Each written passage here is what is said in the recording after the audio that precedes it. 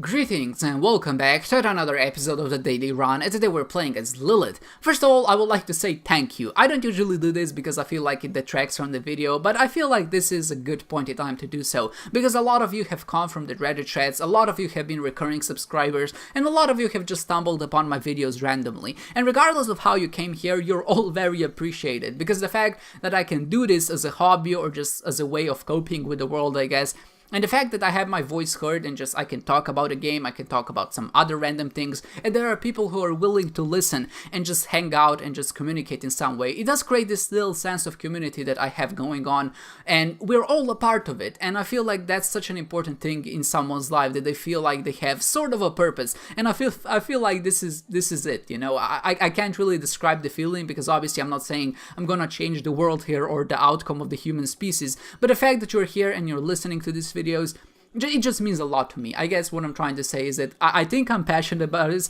I think it's a hard thing to gauge just in general passion, but the fact is I do enjoy making this, and the fact you're watching this and just interacting with me and everyone else in the community, of course, it just means a lot to me. And the fact that I can't say thank you more, or at least I wish there was a way for me to express my gratitude other than just saying it, but I'm gonna say it that way. And it's been going on for way too long, the thank yous. Nobody comes for this channel for sappy stories and thank yous that are way too drawn out, so let's just get into the daily run. So, okay, we are playing as Lilith, like I mentioned before, and Lilith is always a bit of a conundrum, because if you have a really bad run, it's made even worse by the fact that you're playing as Lilith, or if you have a really strong run, there's really not much of a difference than when you're playing any other character. So in all cases, you would really rather be another person or someone else who can actually shoot straight and doesn't really rely on their familiar to do the dirty jobs or the dirty work for them. So how can we really alleviate that? Well, there's no way to alleviate that, sadly, but there is a way for a run to be fun and still be very exclusive to Lilith, and I feel like this was one of them.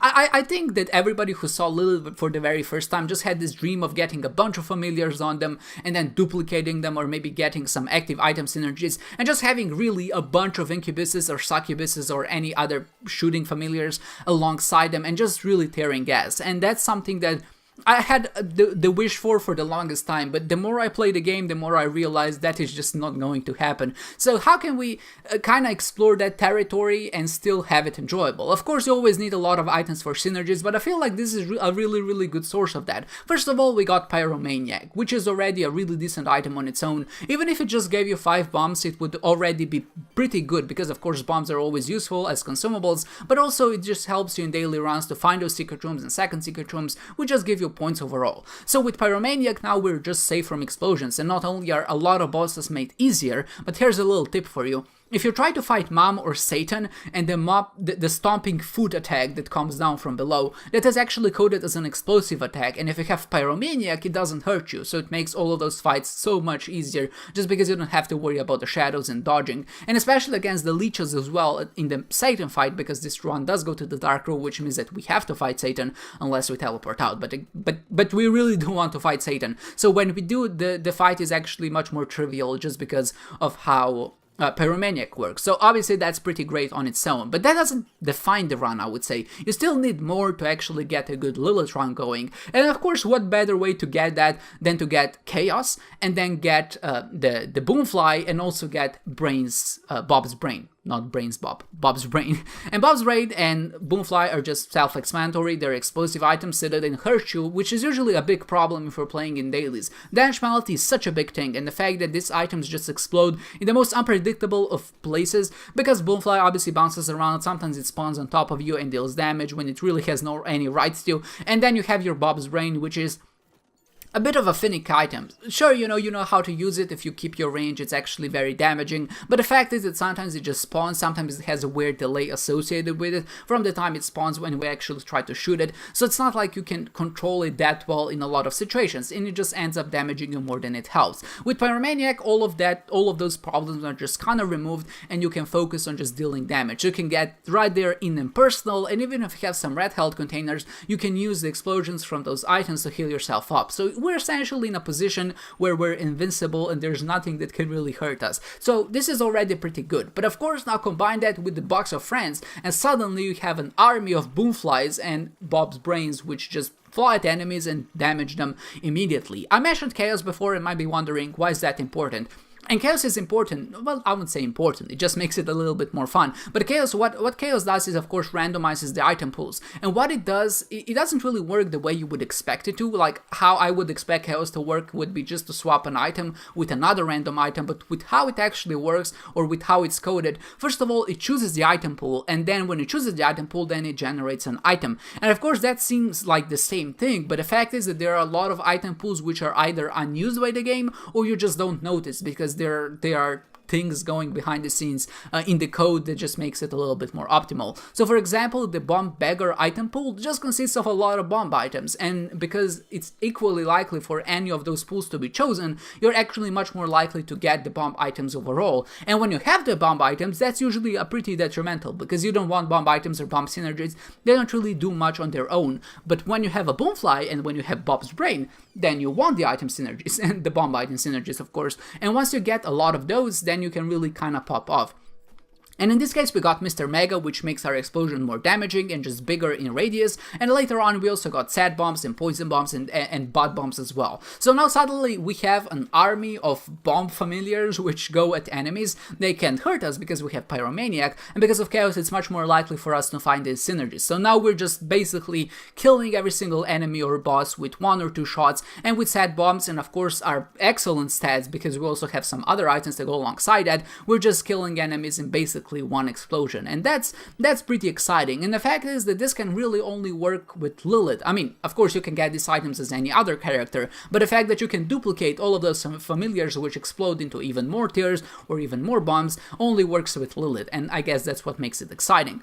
I think the most exciting or the most successful part of this entire journey, or at least how telling at how strong this run was, is the fact that I didn't take any damage against Hush. And that doesn't happen because Hush is a really nasty boss fight. I would say that you can pretty much nail him and be consistent with him, like get hit maybe 2 or 3 times in total, just for the fact that a lot of his runs, or not a lot, but some of his attacks are undodgeable if you have low speed, and somehow he just ends up doing a sequence of attacks which are really, really difficult to dodge, and there's really nothing you can do about it. So I guess I would say you can get away from it if you have something like 2 or 3, I mean, with only taking 2 or 3 hits of damage. But that's not really all that there is to it. If your run is much weaker, it's actually, Harsh becomes much harder, because when he starts spawning enemies, they have a lot of HP, and if you can't really deal with them fast enough, it ends up becoming a problem, because now suddenly you have to deal with enemies and a barrage of his attacks. And when you have a strong run like this one, you're just able to dispose of them much quicker, and just overall, Harsh is less aggressive, which I guess is a bit of a reverse way of going about it, because I think the Harsh has scaling for the exact purpose that he's supposed to be the same challenge, regardless of how strong your one was. But the problem is that his minions or familiars or the enemies that he spawns don't scale the same way he does, so I guess it does make for a bit of a different fight. But nevertheless, we did beat Harsh without taking damage, which is a testament just to how strong this run was. I did mention I have some other damaging items which helped as well. Because of Chaos, we were able to get some angel items like the Crown of Light. The Crown of Light is great because you need health, and if you don't take damage, which is a bit unlikely just because of how strong this run was,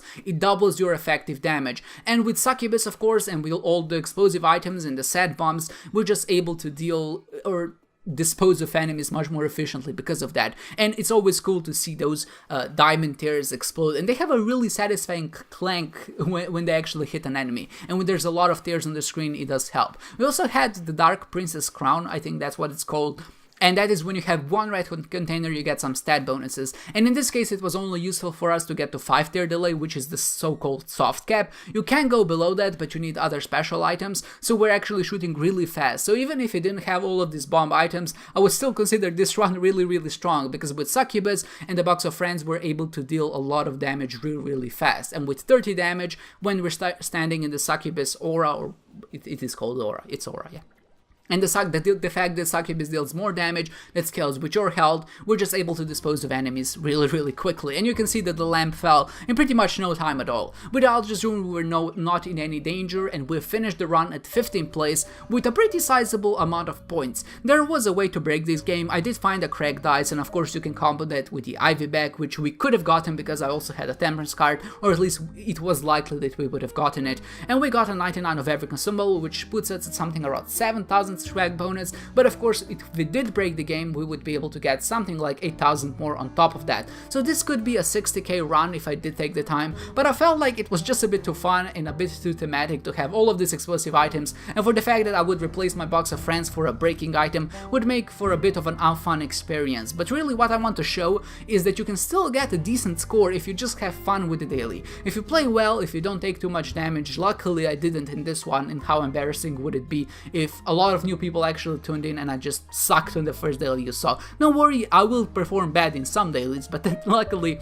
this one was pretty decent. We ended up in the 15th place, which I think was 8th on the Greedbot leaderboards, that is of course the leaderboards where the cheaters are taking out, and overall just a really enjoyable thematic daily, just the way I like them. I hope you enjoyed this one guys, and I hope to see you next time.